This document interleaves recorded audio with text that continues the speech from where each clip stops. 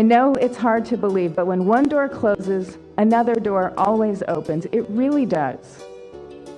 She was right. I didn't believe it, but I never forgot it. I was wondering, of course, what I should say to you, because there are so many possibilities, so I asked some of you, and by some I mean two, who I happened to see in passing, because that was convenient for me.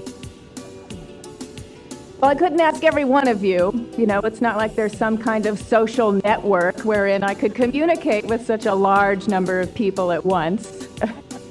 No, I did actually hear from a little more than two of you that because I went here, you wanted to know about my experience after graduating.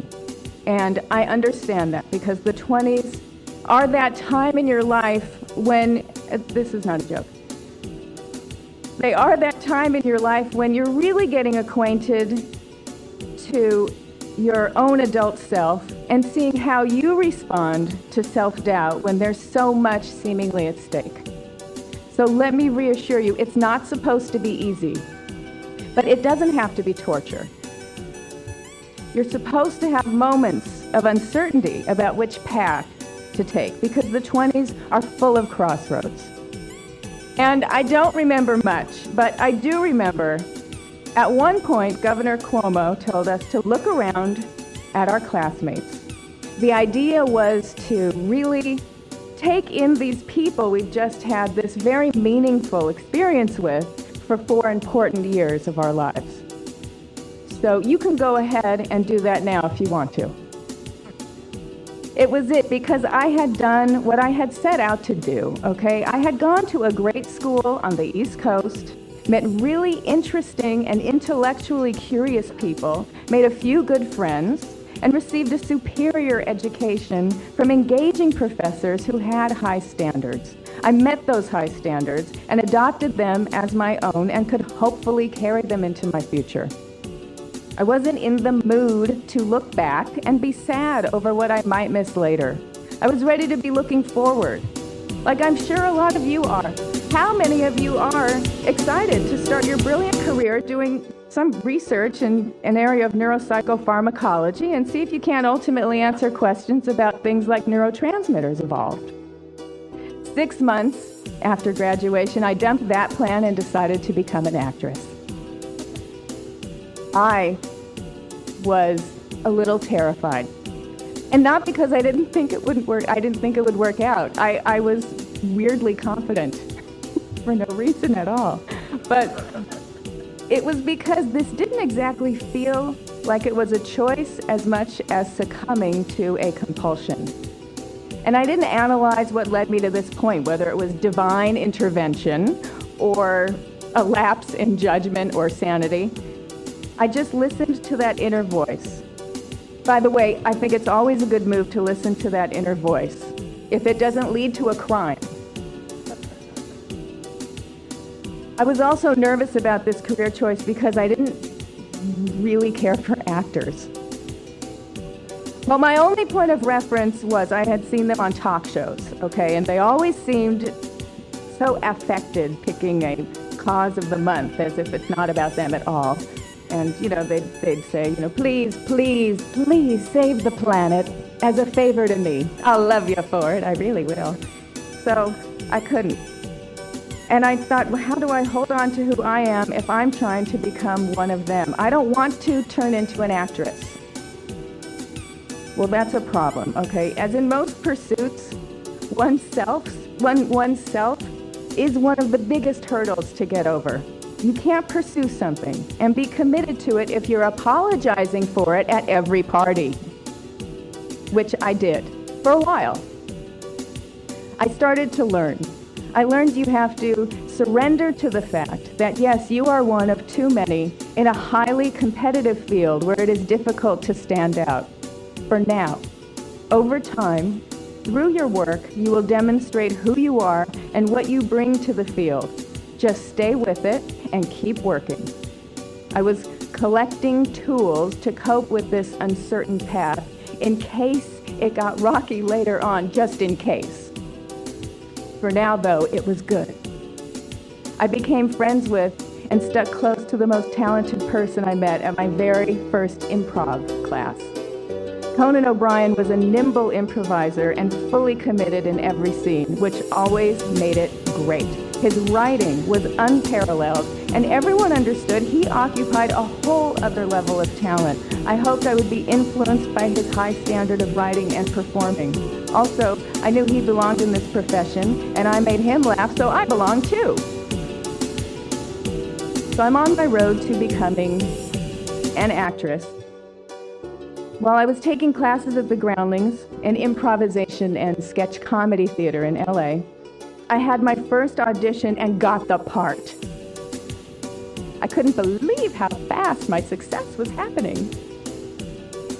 The pilot, though, was not great and didn't get picked up. And I was back to square one. And it was the first time I thought, ooh, maybe I'm not a lucky person. And this isn't meant to be. Then quickly recovered with, there might be more ups and downs, and you have to weather those storms. And Conan thinks you're funny, so. Over the next 8 years, my resolve and commitment was steadily challenged by casting directors telling me to my face that I was horrible, agents letting me know, it's hard, we don't know what to do with you. They want gorgeous on TV, there's no place for you, really. Finally, I got a coveted spot in the main, that was my agent, by the way, just so it hits home. Finally, I got a coveted spot in the main company of the Groundlings, and the director there didn't like my work. Lisa, I don't know. I don't understand why they voted you in. Okay.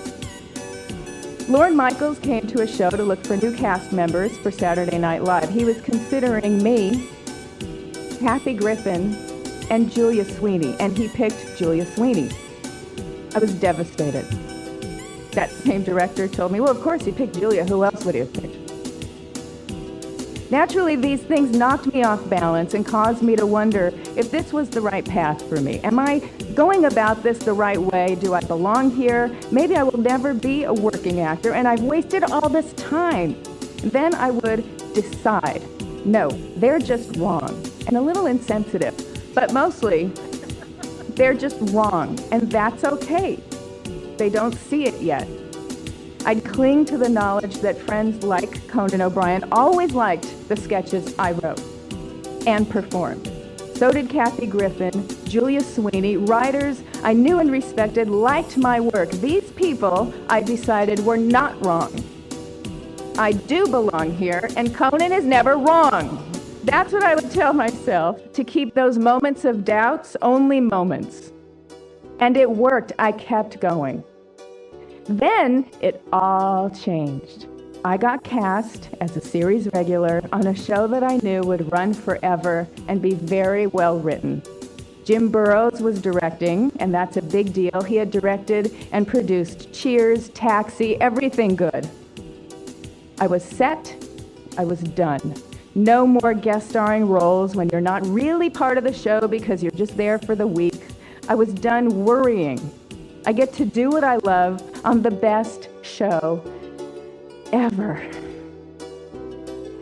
After 2 days of rehearsal, I got fired. I got fired from Frasier, the one everyone knew was going to be a hit, and it was. The next day, my biggest source of support had to move to New York to start work on his show Late Night with Conan O'Brien, and so my best friend was gone too. This time, it was really hard not to think that it wasn't meant to be my career as an actress. It was so embarrassing. Jim Burrows and those producers had to fire me. They were nice, but, well, it's just not working and we need to replace you. Okay, sure, no, don't feel bad. But didn't they know how hard I worked to finally become good at auditioning? That I had gotten over the being an actress issue and embraced it? That was hard for me. This was my shot. I cried a lot. Then I got a call from a friend, the actor Richard Kind, who I'd met when I had guest starred on an episode of Mad About You starring Paul Reiser and Helen Hunt, who said, And this is exactly how he sounds. I heard what happened. I don't know how you get up in the morning. How do you even get out of bed, get dressed, walk out the door, and show your face? That just made me laugh. That was crazy. I was getting up in the morning and leaving my apartment, so maybe I was coping better than I was expected to. That's a good sign. I don't know. She said, I know it's hard to believe, but when one door closes, another door always opens. It really does. Yeah, I know. I had heard that very clever saying before. Yeah. She was right. I didn't believe it. But I never forgot it. A couple of months later, I was almost completely out of money. And my agent called to tell me that Danny Jacobson, the producer of Mad About You, was offering me another small role on the show. The agent was recommending I pass on it because it was too small a role and the character didn't even have a name. It was for the part of waitress, and I wouldn't even see the part till I got to the set in an hour. Get there in an hour. Don't take it. They can't treat you like this. I didn't even think twice. Of course, I took it. Whatever it is, I'll make it funny. I'll listen and respond and make it funny. By the second day, Danny Jacobson asked if I would be okay with being written into at least 5 more shows throughout the season. I told him I was okay with that. Some people thought I was funny as the waitress, ultimately named Ursula, on Mad About You. One of them was one of their talented writers named Jeffrey Cleric. Jeffrey's boyfriend was named David Crane, who recommended I come in to read for his new show about 6 20-somethings who lived in New York and hung out at a coffee house. After many auditions, I was the second person cast in the pilot called Friends Like Us, which would later be changed to Friends. Jim Burrows also directed this pilot and the first 10 episodes of Friends. One day, the 6 of us were talking with Jimmy, exchanging the time I got fired stories. And Jimmy told them mine. Well, she's got the worst one of all. She got fired from Frasier. You were right for the part, darling. Thanks. Well, it's a good thing you got fired or you wouldn't have been on this show. He was right. And it was a good thing I didn't get Saturday Night Live. And that Romy and Michelle, that pilot didn't work out. And every other disappointment that happened. They were actually more like guideposts that kept me on my path.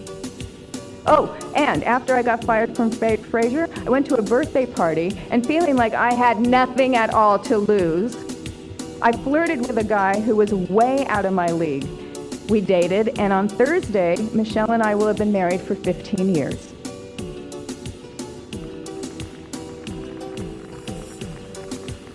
Yeah, that is the biggest achievement, it is. And we'll celebrate with our remarkable 12-year-old son. So, thank God I got fired. Maybe there is a reason for everything. I think there is. When I was sitting where you are today, 25 years ago, and I thought, how I'm not really going to miss Vassar, maybe it's not because I'm made of stone. Thank you. I thought it was funny too. Maybe it's because deep down, I knew Vassar would never leave me. My producing partner and one of my best friends is Dan Bukatinsky, Vassar class of '87. I didn't know him while I was here. But when you need to creatively partner with someone who shares your high standards, it turns out to be a Vassar guy. Now, Vassar has stayed with me because I carried those high standards that were nurtured in me here all along the way. I knew what was good, and that's what I did and will always try to achieve. Good work. Even if the network cancels my show, I know it's good work, and I'm proud of it. Even when people looked at me with pity, as they'd say, "You have a web series? Oh." I know it's good work, and I'm proud of it. You have a BBC series that's a historical documentary show on genealogy on NBC? Yes. Really? For American audiences? They won't like that. I think they will because it's good. And they do. And maybe I wasn't sad to leave Vassar because on some level, I knew I'd be back 3 times a year at the Board of Trustees meetings. And one last thing, when I was invited to be on the board, I was nervous because it was the first meeting and I wouldn't know anybody. And then I saw there was another person from the class of '85, attorney Stephen Hankins, who was Stephen, the cool mug manager who danced well.